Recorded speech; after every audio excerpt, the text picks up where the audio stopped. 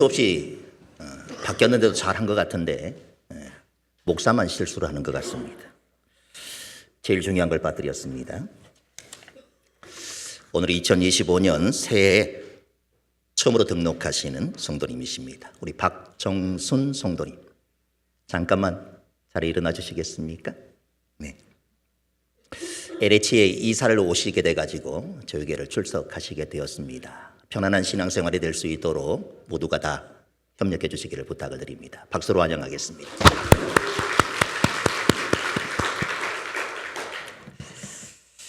함께 인사하겠습니다. 은혜와 평강이 성도님들에게. 아멘. 인사하시죠.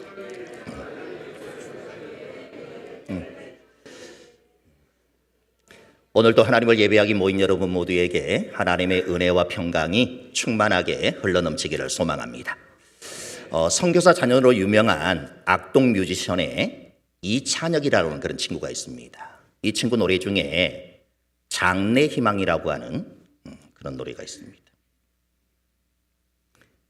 배터리가 다 된 것 같네요. 하나 더 넘겨주십시오. 네. 나중에 커서 뭐가 되겠다. 이런 제목의 장래 희망이 아니라 내 장례식이 이랬으면 좋겠다라고 하는 장례식에 대한 소망을 담고 있는 그런 노래입니다. 최신곡이 아니라 2022년도에 발표한 노래이지만 얼마 전에 청룡영화상 시상식에서 아주 파격적인 그런 퍼포먼스와 함께 보여준 무대가 큰 이슈가 되는 바람에 많은 사람들이 관심을 갖게 되어진 그런 노래입니다. 그러면서 논란이 된 것이 있는데 이것이 대중가요냐 CCM이냐 이걸 두고 의견이 분분합니다. 어떤 시각으로 바라보느냐 여기에 따라 크게 달라질 수 있기 때문에 그렇습니다. 저희 가족들 단체 카톡방이 있는데 얼마 전 여기서도 서로 이야기를 나누고 있었습니다. 그래서 딸이 마지막에 이렇게 메시지를 남겼습니다. 아빠는 내 의견과 같을 것이다. 제 의견을 기다리는 듯 했습니다. 근데 오늘 이 이야기를 하기 위해서 특별한 대답은 하지 않았습니다. 사실 오늘 공교롭게도 우리 성가대가 불렀던 찬양이 혼자 걷지 않을 거예요. 이런 찬양인데 아마 여러분들이 가사를 눈여겨보셨겠지만 이것이 CCM인가 대중가요인가 다들 궁금해할 만한 그런 가사들로 이루어졌습니다. 이 곡은 혼자 걷지 않을 거예요는 사람들이 CCM이 아니다 이렇게 이야기하는 사람들이 많습니다. 근데 우리는 알죠. 결코 혼자 걷지 않을 것이다. 이러면 우리는 다 어떻게 생각하는 것입니까? 하나님이 나와 함께 걸어주실 것이다. 그러니 그 어떤 CCM보다도 훨씬 더 우리에게 은혜와 위로가 되어지는 그런 찬양의 고백이 되어지는 것이죠. 이 장래 희망이라는 곡도 요즘 트렌드나 멜로디를 보면 대중가요가 맞습니다. 그런데 가사를 들여다보면 그 어떤 CCM보다 더 복음적인 그런 내용을 담고 있습니다. 그래서 결론을 내린다면 이 곡은 어떤 CCM보다 더 강력한 복음을 담고 있기에 아주 훌륭한 CCM이라 이렇게 말할 수 있을 것이고 더불어 이 곡은 크리스찬들뿐만 아니라 많은 대중들이 좋아해 주기에 대중가요임이 틀림이 없습니다. 곡의 가사가 이렇습니다. 한번 보겠습니다. 아는 얼굴 다 모였네. 여기 한 공간에 다 있는 게 신기해. 모르는 사람이 계속 우는데 누군지 기억이 안 나 미안해. 종종 상상했던 내 장례식엔 축하와 환호성 또 박수갈채가 있는 파티가 됐으면 했네. 왜냐하면 난 천국에 있기 때문에. 계속해서 이렇게 노래합니다. 오자마자 내 몸집에 서너 배 커다란 사자와 친구를 먹었네. 땅 위의 단어들로는 표현 못해. 사진을 못 보내는 게 아쉽네. 모두 여기서 다시 볼 거라는 확신이 있네. 내 마음을 다 전하지 못한 게 아쉽네. 그리고 갑자기 멜로디가 빠르게 바뀌면서 이렇게 노래합니다. 할렐루야 꿈의 왕국에 입성한 아들을 위해. 할렐루야 함께 일어나 춤을 추고 뛰며 찬양해. 할렐루야 꿈의 왕국에 입성한 아들을 위해. 할렐루야 큰 목소리로 기뻐 손뼉치며 외치세요. 자신의 장례식엔 축하와 환호성이 있으면 좋겠다 이런 가사말로 시작을 해서 천국에 대한 묘사가 이어지는데 성경에서 언급됐듯 몸집이 자신보다 서너 배 큰 그 사자와 친구를 먹고 땅 위의 단어들로는 표현 못할 곳이라 이렇게 설명을 합니다. 그리고 후렴은 할렐루야 이렇게 시작합니다. 이 곡을 접한 사람들의 몇 가지의 반응을 살펴보면 이렇습니다. 나는 개신교는 아니지만 누군가 성교를 어떻게 하는 것이 가장 효과적이냐 이렇게 물어본다면 이 노래를 들려주고 싶다. 이런 노래라면 많은 사람들이 성경을 읽고 싶어 할 것이다. 확실히 기독교는 다른 종교랑 다르긴 한 것 같다. 영원히 살 수 있는 종교. 진짜라면 믿어보고 싶긴 하다. 이런 전도였다면 나는 애진작에 교회에 다녔을 것 같다. 들었던 그 어떤 CCM보다 강력한 복음이다. 이 세상의 마지막인 죽음을 이렇게 멋지게 표현하다니. 인생의 방향을 다시 한번 바라보게 한다. 너무 강렬한 선한 영향력이다. 사자와 친구 먹는, 사자와 어린 양이 뛰놀고 소처럼 풀을 뜯는 곳. 더 이상 생존하기 위해 누군가를 죽이거나 피 흘리게 하지 않아도 되는 곳. 왜냐하면 이 나라를 위해 가장 높으신 단 한 분이 피를 흘리셨기 때문에. 약육강식의 법칙이 깨지고 모두가 친구 먹는 평화로운 나라. 그곳에 닿길 희망한다. 내 장래도. 죽음이라고 하는 것도 어떤 시선, 어떤 관점으로 바라보냐에 따라 이렇게 달라질 수 있습니다. 그리고 이러한 우리의 시선과 관점은 다른 사람들에게까지 영향을 미치게 됩니다. 오늘 본문은 우리가 어떤 시선, 어떤 관점, 어떤 가치관을 가지고 살아야 하는지를 잘 설명해 주고 있습니다. 우리가 살펴보고 있는 빌립보서는 총 4장으로 구성이 되어져 있습니다. 지난 시간까지 우리가 살펴보았던 1절부터 11절은 빌립보서의 서론에 해당합니다. 편지의 인사말과 감사의 말, 그리고 빌립보 교회 성도들을 위한 기도를 우리가 살펴보았습니다. 오늘 본문부터 본론이 시작되는데 바울이 이 편지를 쓰게 된 진짜 이유가 나옵니다. 본론은 이렇게 시작합니다. 12절을 같이 읽습니다. 형제들아, 내가 당한 일이 도리어 복음 전파의 진전이 된 줄을 너희가 알기를 원하노라. 바울이 빌립보 교회 성도들에게 편지를 쓴 가장 첫 번째 이유는 그들을 안심시키기 위해서였습니다. 지금 바울은 감옥에 갇혀 있습니다. 죄를 지어서 감옥에 갇힌 것이 아니라 복음을 전하다가 감옥을 갇히게 되었습니다. 그런데 빌립보 교회 성도들 중에는 바울이 감옥에 갇힌 일 때문에 믿음이 흔들렸던 사람들이 있었습니다. 복음을 위해 평생을 바친 바울을 하나님께서 어째 이렇게 가혹하게 대하실 수 있을까? 예수님이 진짜 주님이신가? 아니면 바울을 감옥에 가둔 로마 황제가 진짜 주님인가? 이런 질문들이 빌립보 교회 성도들의 믿음을 흔들었던 것입니다. 우리 삶에도 비슷한 일들이 있지 않습니까? 교회에서 이름도 없이 빚도 없이 묵묵히 최선을 다해 충성하는 분들이 계십니다. 우리가 보아도 하나님께서 정말 기뻐하실 것 같습니다. 그런데 그런 분들에게 상상치도 못했던 어려움들이 닥치는 것을 보게 됩니다. 갑자기 큰 병에 걸리거나 혹은 사랑하는 사람을 먼저 하나님께 보내거나 혹은 사업에 실패합니다. 하나님께서 계신다면 어떻게 이런 일이 일어날 수 있을까? 이런 생각을 가지게 만듭니다. 하나님께 그렇게 충성한 사람인데 다른 사람들보다 더 잘 살 수 있도록 복을 주시는 못할 망정 어떻게 이런 큰 환난을 겪게 하시는지 도저히 이해할 수 없을 때가 있습니다. 복음 때문에 감옥에 갇힌 바울을 보면서 빌립보 교회 성도들이 바로 이런 시험에 들었다는 것입니다. 그런데 바울은 자신이 감옥에 갇힌 것은 빌립보 교회 성도들이 걱정하거나 믿음이 흔들릴 일이 전혀 아니라 이렇게 말합니다. 하나님께서 바울을 나 몰라라 하신 것도 아니고 더욱이 예수님께서 로마 황제에게 패배하신 것도 아니며 오히려 바울이 감옥에 갇힘으로 복음 전파에 획기적인 진전이 이루어졌다. 이렇게 고백을 합니다. 진전이라고 하는 단어는 앞으로라는 단어와 자르다, 꺾다 이런 단어의 합성어입니다. 비난과 박해 속에서도 완성을 향해 점점 나아가는 것을 뜻합니다.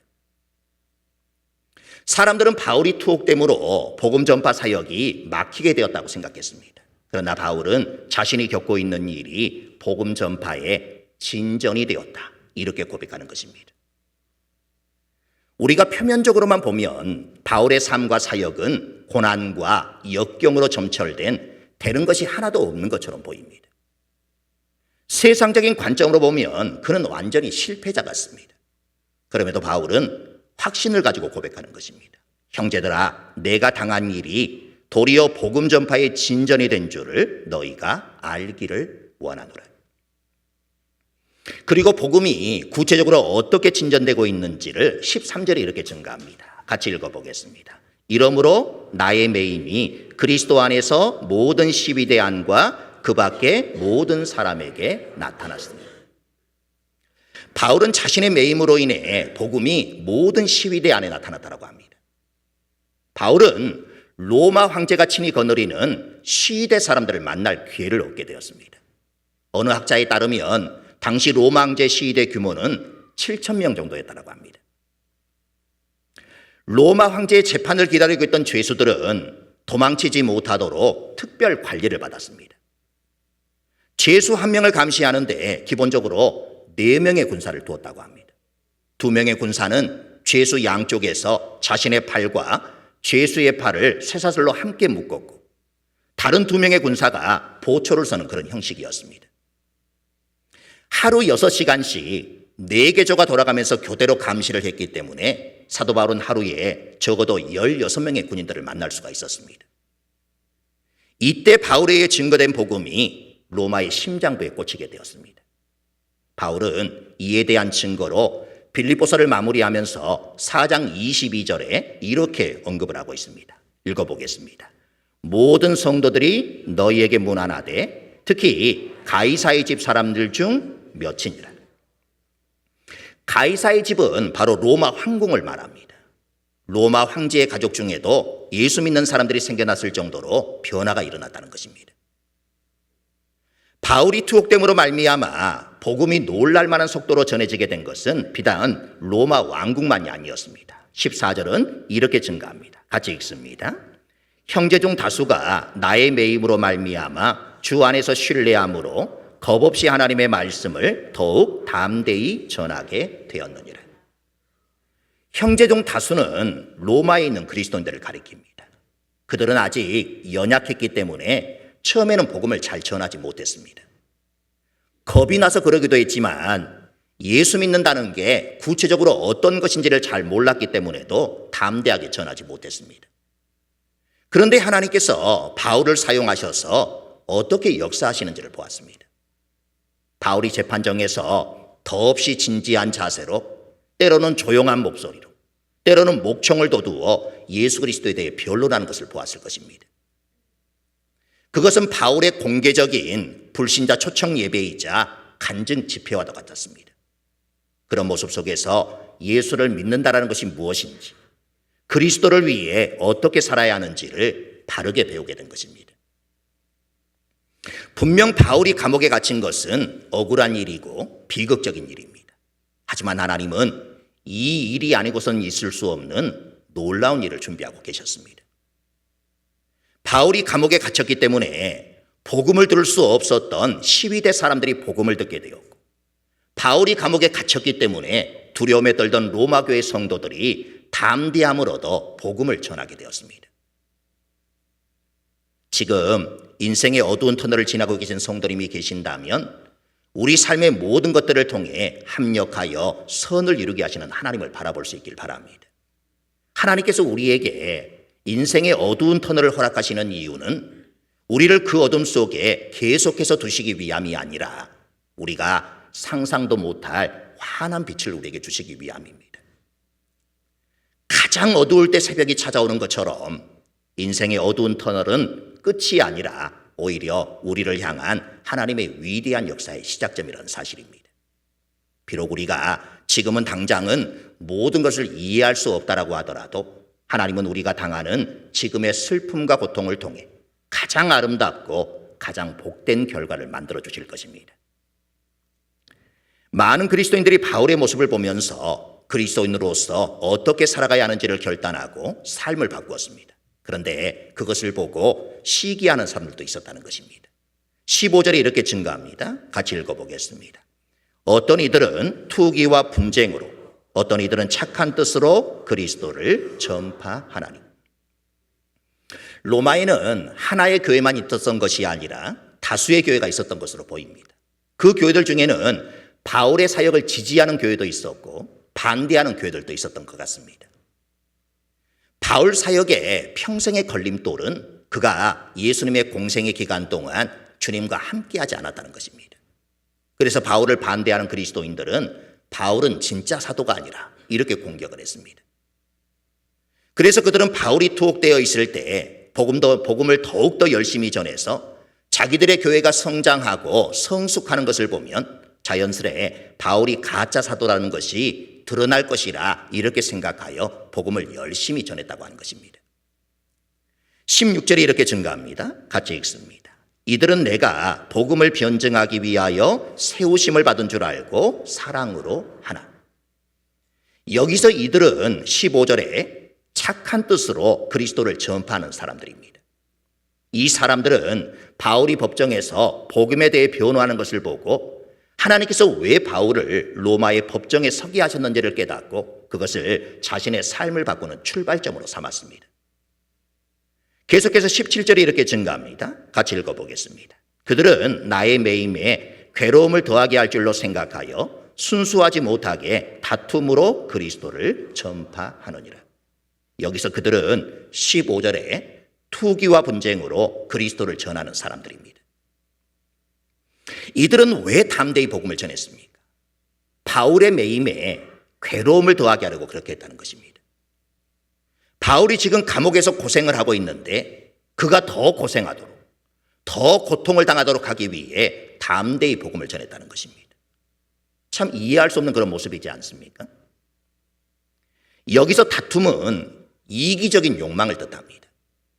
자신의 이기적인 욕망을 채우기 위해 하나님의 일에 열심을 냈다는 그런 말입니다. 참으로 기가 막힌 일 아니겠습니까? 어떻게 그럴 수 있을까요? 하지만 이런 성도가 당시 로마 교회 안에만 있었던 것이 아닙니다. 불행히도 지금 교회 안에서도 이런 성도들을 어렵지 않게 찾을 수 있습니다. 신앙생활의 목적이 하나님께 있지 않고 자신에게 있는 성도가 많다는 것입니다. 그런데 지금 누가 이런 일을 하고 있습니까? 예수님을 모르는 이방 사람입니까? 이 사람들은 로마 교회의 지도자들이었을 것입니다. 함께 예수님을 주님으로 고백하는 사람들입니다. 그들은 바울이 로마에 도착하기 전까지는 모든 존경과 칭찬을 한 몸에 받았을 것입니다. 그러나 바울이 도착하고 나서는 사람들의 관심이 바울에게 쏠리자 바울이 틀렸다는 것을 증명하기 위해 발버둥을 치고 있는 것입니다. 여러분 같으면 어떻게 하시겠습니까? 당장 감옥 밖으로 나가서 멱살이라도 잡아야 하지 않겠습니까? 감옥에서 나가지는 못하는 상황이니까 적어도 그 사람들을 생각하면서 저주의 기도라도 하고 싶지 않겠습니까? 그런데 진짜 기가 막힌 것은 바울의 반응이었습니다. 이런 모습을 본 바울의 반응을 18절이 이렇게 증가합니다. 같이 읽어보겠습니다. 그러면 무엇이냐? 거칠애로 하나 참으로 하나 무슨 방도로 하든지 전파되는 것은 그리스도니 이로써 나는 기뻐하고 또한 기뻐하리라. 바울이 지금 뭐라고 말합니까? 나는 기쁘다. 아니 어떻게 이런 상황에서 기뻐할 수 있단 말입니까? 오히려 분노하면서 펄쩍펄쩍 뛰어야 하지 않겠습니까? 그런데 바울은 나는 기쁘다 이렇게 말합니다. 그 이유가 중요합니다. 거칠애로 하나 참으로 하나 무슨 방도로 하든지 전파되는 것은 그리스도라. 좋은 마음으로 전하든지 미워하는 마음으로 전하든지 어쨌든 복음이 전해졌으니 그것 때문에 바울은 기쁘다고 고백하는 것입니다. 참으로 놀라운 그런 고백입니다. 곡성이라고 하는 영화를 보셨습니까? 그 영화에서 아주 유명한 그런 말이 있죠. 무엇이 중한디? 바울이 지금 똑같은 말을 하고 있는 것입니다. 무엇이 중한디? 복음이 중요한 것 아니냐?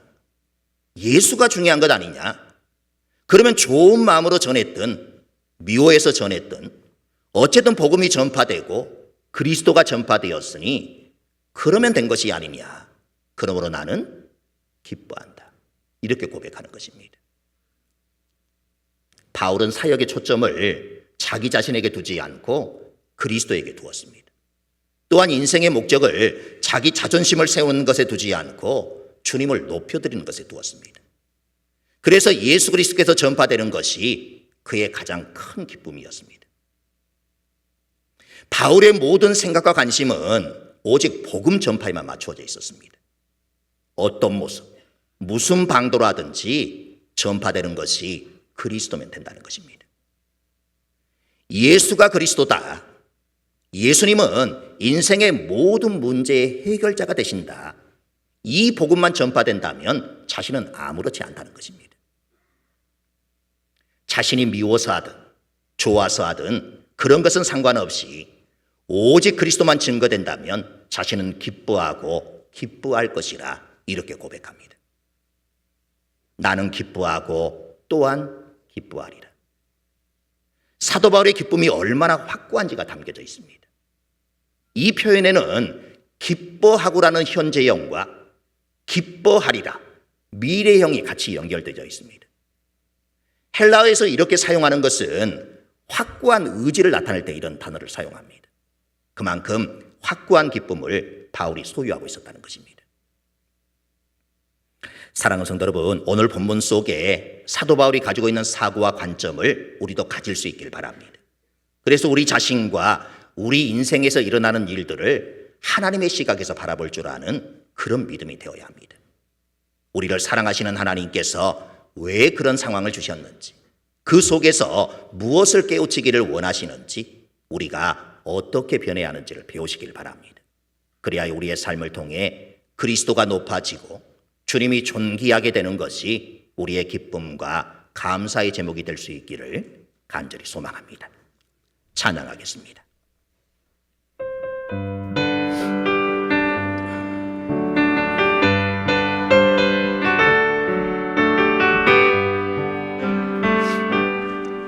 환난이 닥쳐와도 슬픔이 몰려와도 나는 찬송할 수 있다네.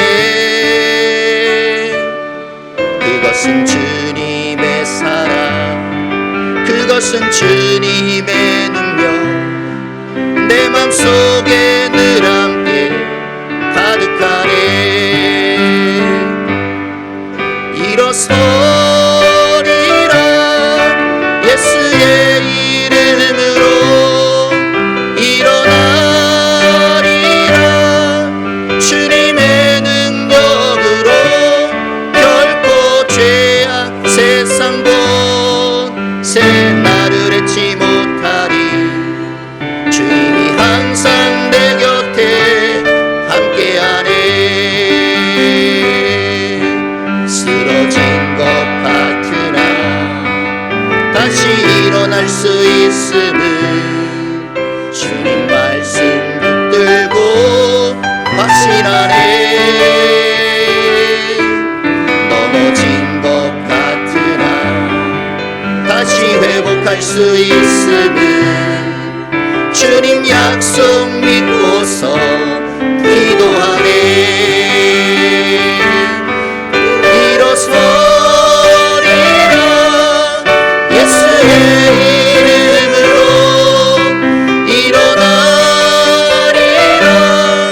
주님의 능력으로 결코 죄악 세상 본새 나를 잊지 못하리. 주님이 항상 내 곁에 함께하네. 이 시간 우리 말씀을 생각하면서 함께 기도하겠습니다. 우리에게 긍정적인 시선을 달라고 기도하시고 긍정적인 사고를 가질 수 있도록 기도하시길 바랍니다. 지금 어려운 상황 가운데 있다고 하면 왜 하나님께서 이런 상황을 나에게 주셨을까? 지금 어려움 가운데 있다고 하면 왜 하나님께서는 이 어려움을 나에게 주셨을까? 이것을 통해서 깨닫길 원하는 것이 무엇일까? 그런 고민하며 기도하는 시간들이 되길 원합니다. 무엇보다 우리가 세상적인 가치관이 아닌 하나님 나라의 가치관을 가지고 살아갈 수 있는 그런 존재가 될 수 있기를 위해, 그리고 어떤 상황 가운데서도 주님으로 인해 기쁨을 잃지 않는 우리의 삶이 될 수 있기를 위해 이 한 시간 우리 합심하여 기도하겠습니다. 아버지 하나님, 오늘도 우리를 불러주시고 하나님의 말씀을 통해 우리로 깨달음의 자리로 나아가게 하시니 참으로 감사합니다. 아버지 하나님, 우리가 긍정적인 사고를 가지길 원합니다. 긍정적인 시선을 가지고 살아갈 수 있기를 원합니다. 내 삶에 어려움이 있다고 하면 왜 하나님께서 나에게 이런 어려움을 허락해 주셨을까? 내 삶의 어려움을 통해 하나님은 깨닫기를 원하시는 것이 무엇일까?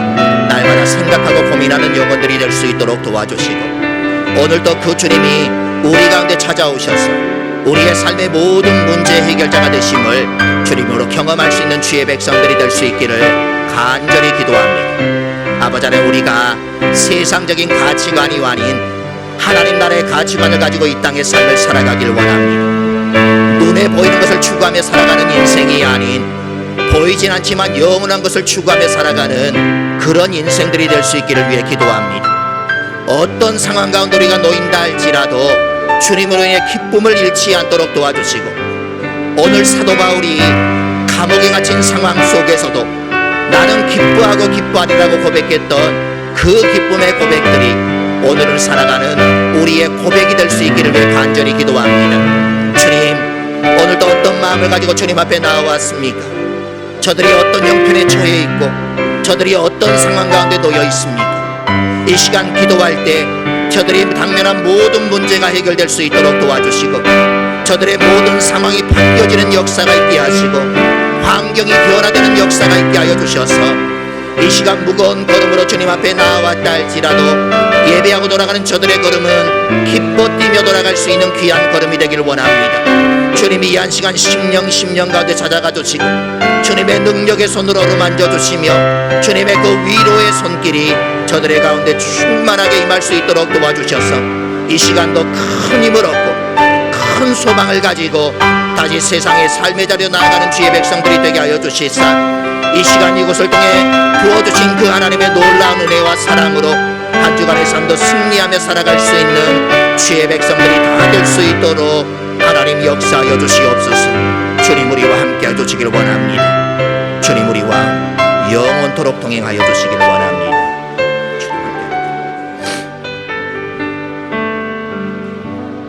아버지 하나님, 우리가 긍정적인 시선을 가지고 살아가길 원합니다.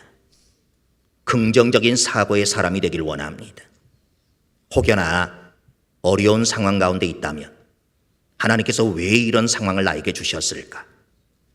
또 어려움을 통해 하나님은 무엇을 깨닫길 원하시는가? 우리가 이 어려움을 통해 다시 한번 나를 돌아볼 수 있는 그런 시간들이 되길 원합니다.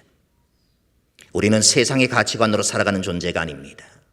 하나님 나라의 가치관으로 살아가야 합니다. 눈에 보이는 것에 연연하지 않도록 도와주시고, 보이진 않지만 영원한 것에 소망을 두며 살아가는 주의 백성들이 되길 원합니다.